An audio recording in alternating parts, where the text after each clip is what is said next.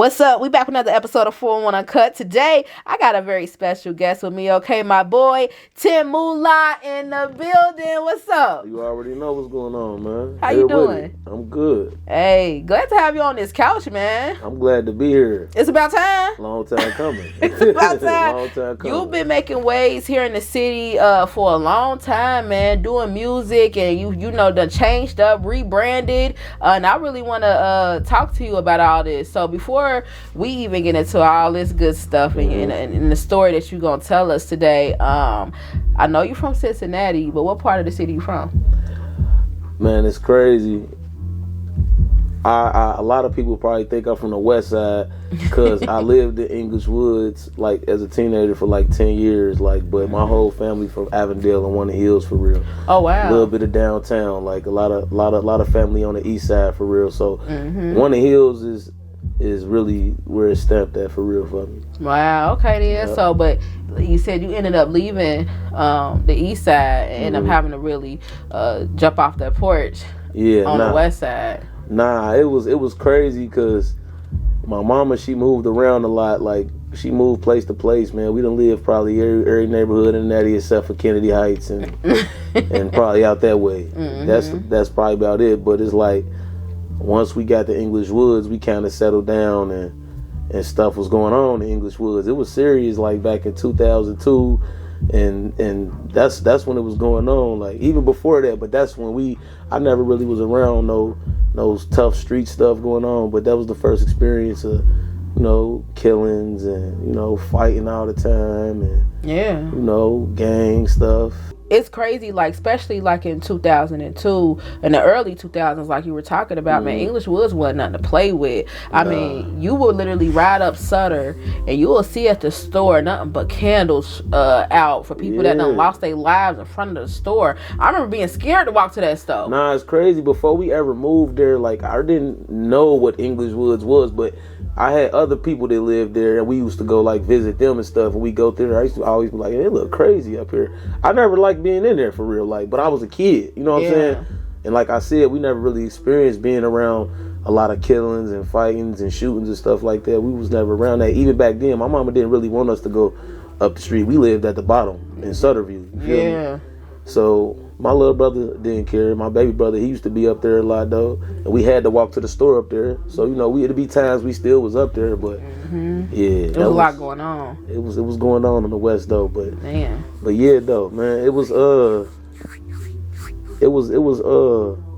I ain't really start jumping off the porch or doing nothing though until I left the city though. Like hell yeah. When I left and went to college, I went to college in Miami, Florida for 2 years. I went to Johnson & Wales University. First, I went to go like, how they get you to process your senior year. You got to take the ACT, the SCT. Yeah, SAT.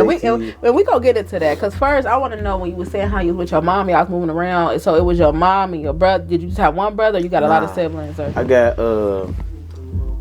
I got 3 brothers, but 2 of them is from my mom, 1 of them is from my dad. Okay. And I got 2 little sisters. But back then, the baby sister that I got now, she wasn't around. She came when I was an adult. Oh, okay, yeah. So it was just you and how many siblings growing up? It was just me. I had my brother Rob, my brother Sean, my little sister Gigi, and my mama. Okay. We lived in English Woods. And your dad was still around, but did he live with y'all or no? Nah. My mom and dad, they really stopped being together when I was young, like 4, 5 years old. You know how parents be in and out of each other's life, but they wasn't together since back then though. For sure. Now, what kind of kid was Tim Moolah? Were you the kid that was riding your bike, or you sports, or what all were you that? Into? Yeah. All that. I ain't gonna lie, especially growing up in English Woods though. Like that's what we did. We hooped. We played basketball. We boxed. We put on the gloves. We boxed. Because that's where Adrian Bronner from. A lot of people. He was around. He used to come down there. He hang with some of the guys that I hang with. They was down there and stuff. But we boxed. We rode bikes. And then we used to, back in the day, we riding bikes from neighborhood to neighborhood, from West Side to Avondale to downtown. We'd walk too. That's crazy. Ain't we that was crazy? walking. Yeah. We'll walk downtown from Westwood. Like, that's crazy. Like, that sounds crazy right now. It sounds crazy right now, but as a kid, like, I mean, as a group of kids, y'all having fun along the way. That's just how it was, though. For sure. That's what's up. Now, what school did you end up going to? I went to high school. I went to Western Hills. Okay. I went to the university side. Okay. When they finally split it up. They split it up the year I went there. That was 2002. Mm-hmm. Yep. Now, in high school, did you play any sports or have any hobbies? Nah, I ain't gonna even lie. I liked to play basketball, but it was like, I think I kind of got shied away from it because I didn't really have nobody to push me towards doing it for real. Like, ain't nobody, like, I think I tried to go to conditioning once, and I seen how it was, and I'm like, man, I feel like I'm not gonna get picked. Like, I feel like y'all already know who y'all gonna pick, and it kind of was like that at West Side back then, but it was like, I wasn't really on that sports shit. I'm like, but that's when I got into rapping for real. Like, man, that's really when the rapping stuff came on.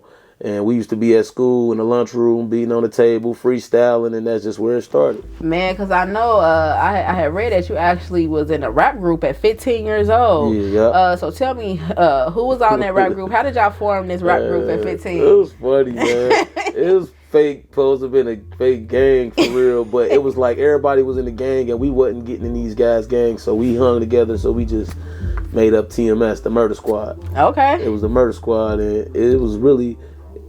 two of us that was rapping. Everybody else, we was always fighting and stuff, fighting or playing basketball, football together. You know, stuff little kids do in the hood. Sure. But that's where we first started trying to rap and stuff. Like, we ain't had no studio, but motherfucker had a radio and a recorder right there. I'm on a tape, yes. trying to make a song, playing the instrumental, wow. and rapping. That's where it started at. My boy, Jay Ames, man, he don't be rapping right now, but he's still probably one of the best lyricists I ever heard, like, from the city for real, like. But it was me and him, and we had our guys backing us up. That was it. 15 years old. Yeah, 15 years old, double tandem. Man, recording on a tape recorder, trying to get it for the first time and making y'all first records, thinking y'all was cool. Nigga, we was cool. I ain't gonna lie, it was so garbage for me. It was trash. Oh man, that's crazy. So after school, you were saying that you had ended up moving to Miami. So you left, like, after you graduated high school, you went straight to Miami? Yeah, like my senior year, they made us put down the schools that we want to try to send out for, try to see if we can get scholarships and stuff. Yeah. In order to get that, you got to take the ACT and the SCT. I think I took the ACT, and I felt like I really wasn't taking it serious. I didn't even have a calculator. Like, when I came and took it, so my scores wasn't good enough to get in where my grades was good, but my scores wasn't good enough to get in where I wanted to, like right. Ohio State or Duke. I really wanted to go to Duke. That's where I wanted to go, but it was schools that still didn't even really care about your scores, and they still let you go. Like, absolutely. I didn't have a scholarship, but Johnson and Wells hit me up, and I ended up going to Miami. My mom and my uncle, they flew us out. Wow. They flew us out to go visit the school. And then that was around the time when Hurricane Katrina was happening.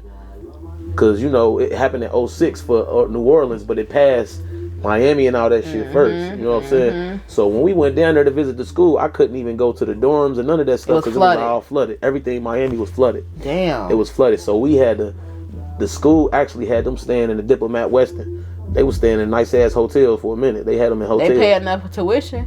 Man, $30,000 a year. Yeah. That was $30,000 a year. Yeah, they pay enough to they could afford it. For sure. Nah, I'm not gonna lie. That school was tripping for real though. Like, y'all ain't even got a real basketball team. Why else we paying $30,000 to go here? Say this is crazy, but you ended up. But when you went, how was that experience? The experiences, it was just over. Like, as soon as I went to Miami, first of all, I'm from Cincinnati. This is Miami. I ain't never got to wear pants again if I don't want to. You feel It's cold up here. It's cold up here. Yes. Like, so me going down there, my experience was like we went to the Diplomat Westin. That's the hotel they had to stand in, but our room was taken. So we ended up getting an upgrade. So immediately I'm up there thinking we living a life. Like, oh, I'm loving this lifestyle. Okay. So we on the 28th floor. Got glass all up in there looking. We right by the beach and all that. So that's my first experience in Miami. You know what I'm saying? You got to think. My first picture of Miami is over the beach and 28th floor. And you know what I'm saying? So I'm thinking instantly before I even get to the school, I'm going here.